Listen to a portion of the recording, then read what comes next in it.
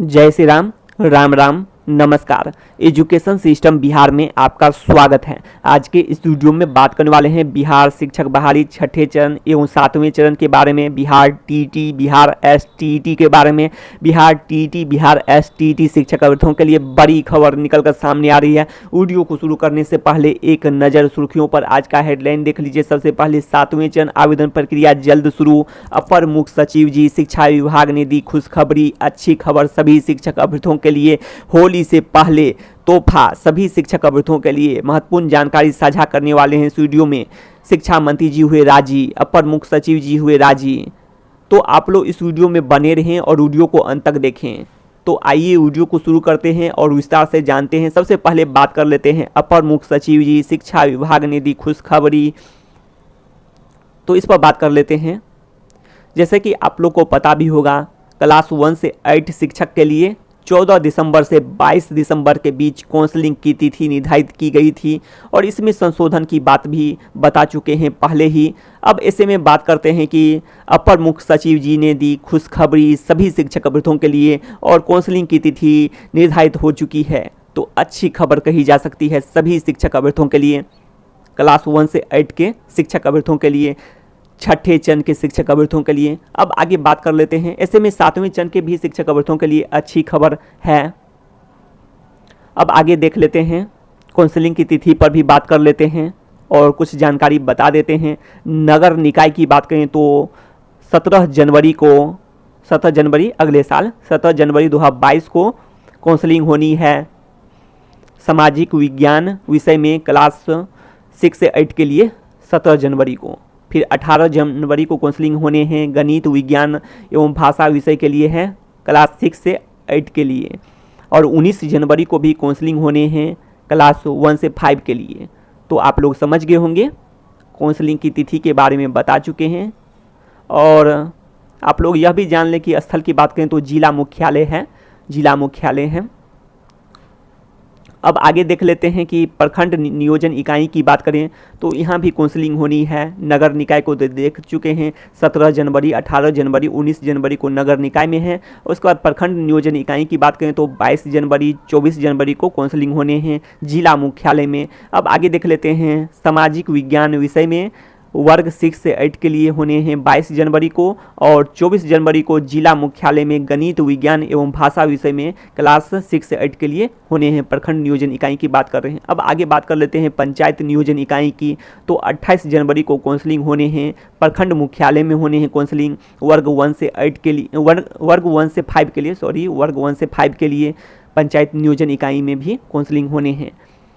तो यह जानकारी आप लोग जान चुके हैं काउंसलिंग की तिथि एवं काउंसलिंग स्थल के बारे में। अब अन्य जानकारी देख लेते हैं।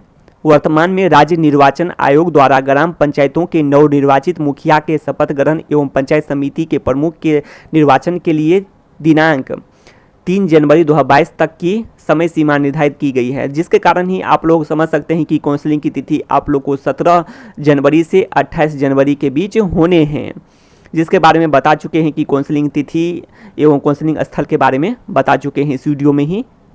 अब आगे बात कर लेते हैं कि तृतीय चक्र के अंतर्गत जिन नियोजन इकाइयों में काउंसलिंग की प्रक्रिया की जानी है उन नियोजन इकाइयों में अंतिम मेधा सूची फाइनल मेरिट लिस्ट का प्रकाशन संबंधित जिले के NIC के वेब पोर्टल पर काउंसलिंग की तिथि से 1 सप्ताह पूर्व अपलोड किया जाना अनिवार्य होगा।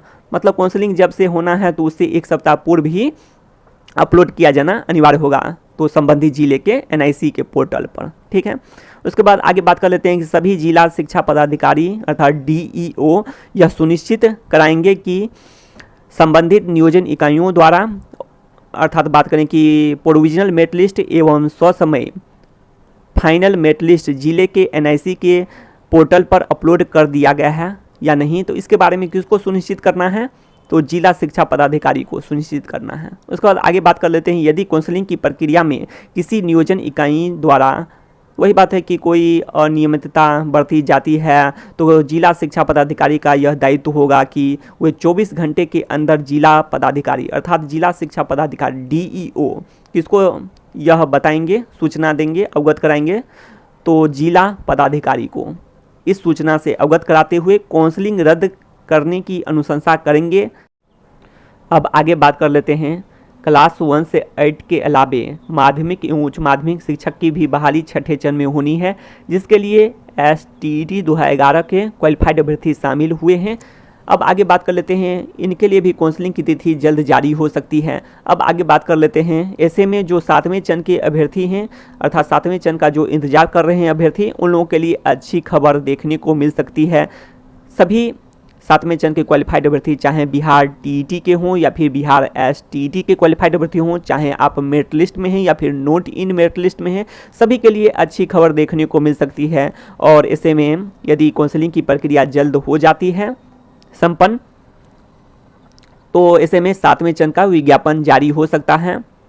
और यह बातें पहले भी कर चुके हैं कि काउंसलिंग की प्रक्रिया संपन्न होने के बाद रिक्तियों का रिकैलकुलेट हो जाता है, फ्रेश रोस्टर की बात हो जाती है। तो ऐसे में जो 7वें चरण का विज्ञापन जारी हो सकता है। और बात करें कि नियुक्ति पत्र की, छठे चरण की नियुक्ति पत्र की, तो डॉक्यूमेंट वेरिफिकेशन होंगे। आप लोग यह भी जानते हैं कि 38,000 चयनित अभ्यर्थी थे, तो उन लोगों के भी डॉक्यूमेंट वेरिफिकेशन में आप लोग देख सकते हैं कितना समय लगा है।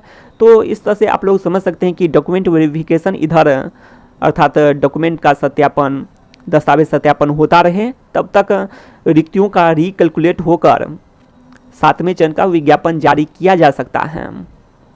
तो ये बातें कर चुके हैं। तो ऐसे में 7वें चरण के जो भी शिक्षक अभ्यर्थी हैं, इंतजार कर रहे हैं, तो उन लोगों के लिए अच्छी खबर हो सकती है। और बात करें कि छठे चरण के अभ्यर्थियों को भी डॉक्यूमेंट वेरिफिकेशन, दस्तावेज के सत्यापन के बाद होली से पहले अनुमान लगाया जा रहा है कि आप लोग को तोहफा देखने को मिल सकता है, नियुक्ति पत्र आप लोग को देखने को मिल सकता है। और आगे बात कर लेते हैं कि शिक्षा मंत्री जी या फिर बात करें कि अपर मुख्य सचिव जी हुए राजी। तो ऐसा बात है कि आप लोग पहले भी जानते हैं कि अपर मुख्य सचिव जी पहले ही बता चुके हैं कि काउंसलिंग की प्रक्रिया पूरी होने के बाद एक साथ नियुक्ति पत्र बांटे जाएंगे।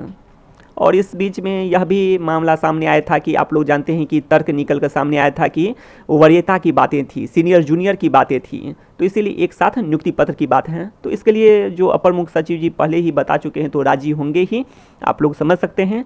तो ऐसे में नियुक्ति पत्र आप लोग को जल्द देखने को मिल सकता है, काउंसलिंग की प्रक्रिया पूरी होने के बाद, डॉक्यूमेंट वेरिफिकेशन के बाद। अब आगे बात कर लेते हैं, और आप लोग जानते हैं कि डॉक्यूमेंट वेरिफिकेशन में सबसे पहले 3 स्तर की बात कर चुके हैं कि आपका डॉक्यूमेंट चेक किया जाएगा, जिसके बारे में पहले भी जानकारी बता चुके हैं कि बोर्ड द्वारा, जैसे कि BSEB बोर्ड, तो इसके द्वारा जो डॉक्यूमेंट होंगे, जैसे कि आप लोग समझ सकते हैं TET STET के प्रमाण पत्र, या फिर बात करें कि मैट्रिक, इंटर अर्थात 10th 12th इसके प्रमाण पत्र, और बात करें कि मार्कशीट भी हैं इसके, तो इसकी भी जाँच की जाएगी जो भी डॉक्यूमेंट होंगे। उसके अलावा जो बिहार के विश्वविद्यालय हैं, तो उससे जो किए हैं, डिग्री लिए हैं, तो उसके भी डॉक्यूमेंट की जांच की जाएगी। जो भी अर्हता लिए हैं, शैक्षणिक योग्यता लिए हैं बिहार विश्वविद्यालय से, बिहार के जितने भी विश्वविद्यालय से, उसके अलावा जो बिहार के बाहर के विश्वविद्यालय से भी लिए हैं, तो उनकी भी जांच की जाएगी। इसके लिए विशेष दूत की भी बात सामने आई थी। अब आगे बात कर लेते हैं कि सर्विस प्लस से बात करें तो इससे भी जाँच किया जाएगा। जैसे कि बात कर लेते हैं, आप लोग समझ सकते हैं निवासी होने का प्रमाण पत्र, इसकी भी जांच होगी। उसके अलावा बात करें कि कैटेगरी का जो भी सर्टिफिकेट होगा, आप जिस कैटेगरी से हैं, इसकी जांच की जाएगी। तो इस प्रकार से डॉक्यूमेंट की जांच की जाएगी। तो इसमें समय तो लगना ही है, आप लोग भी समझ सकते हैं, समय तो लगेगा ही, स्वाभाविक है। तो ऐसे में आप लोग सोच सकते हैं कि तब तक रिक्तियों का रिकैलकुलेट करके 7वें चरण का विज्ञापन जारी किया जा सकता है। और इधर 2 साल की रिक्ति भी जुड़ सकती है, जिसके बारे में आप लोग जानते भी हैं। अपर मुख्य सचिव जी पहले भी इस अनुसार से आप लोग सुने भी होंगे, तो ज़्यादा बात नहीं करना है इस वीडियो में। तो ऐसे में सभी शिक्षक अभ्यर्थी जितने भी 7वें चरण के हों, उन लोगों के लिए अच्छी खबर देखने को मिल सकती है। और आशा रखिए, आप लोग उम्मीद बनाए रखें, जल्द यह खुशखबरी छठे चरण के अभ्यर्थी हो या फिर 7वें चरण के अभ्यर्थी हो, देखने को मिल सकती है। तो शिक्षा से संबंधित तमाम जानकारी के लिए सब्सक्राइब करें एजुकेशन सिस्टम बिहार को। तो बस इस वीडियो में इतना ही, धन्यवाद।